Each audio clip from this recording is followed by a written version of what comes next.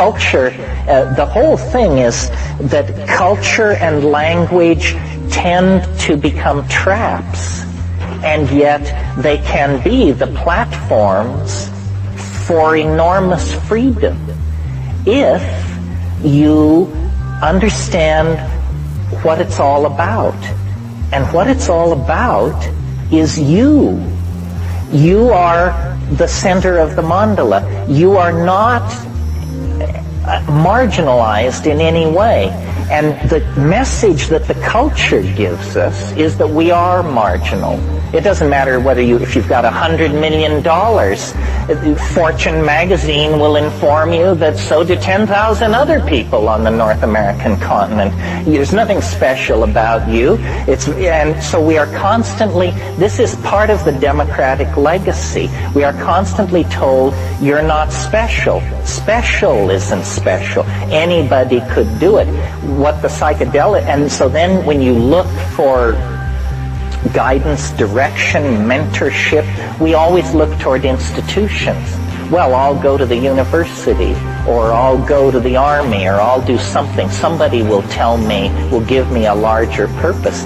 But it's really yourself that is the final arbiter. And if you keep yourself as the final arbiter, you will be less susceptible to infection by cultural illusion.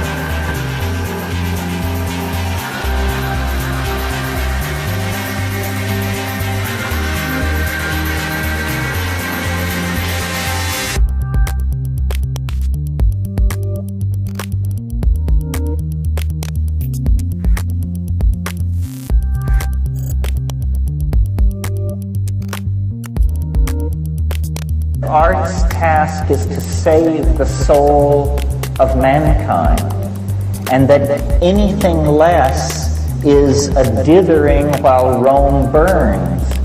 Because if the artists, who are self-selected for being able to journey into the other, if the artist cannot find the way, then the way cannot be found.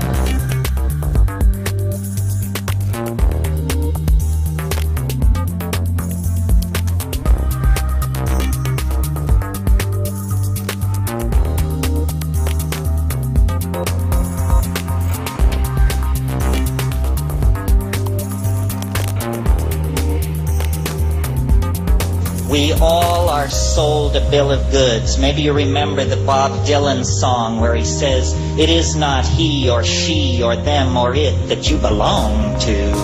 This is what psychedelics teach you. We're not gonna learn it from Der Spiegel, from Time magazine. It doesn't come like that. Direct experience, your opinion, your feelings, your sexuality is the only real thing in your universe.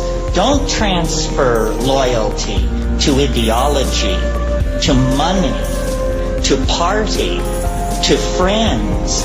All of these things are outside of the core of your reality, and centuries of programming have been laid on to all of us to take away the power of our own direct experience. This is why psychedelics are illegal. They don't care whether people jump out of windows or any of that. They're not interested in public health. They do not want people to take back their minds. And we're going to take back our minds. Soon. The sooner the better. That's really, to my mind, the bottom line. That's why this thing has potential world consequences, because an empowered individual in touch with their own existential core can do what that guy did with the 18 tanks. It was an idea that stopped the tanks, and it was an idea expressed not over state radio, not through the newspapers, but by one person taking a stand. You know, a great American philosopher, and I hope it was Emerson, said,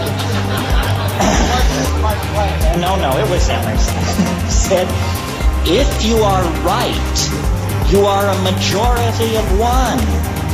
You are a majority of one. And this is what we all need to realize. We are responsible for ourselves, and we will set the agenda for the human future. The mushrooms once said to me, you must have a plan. If you don't have a plan, you will become part of somebody else's plan.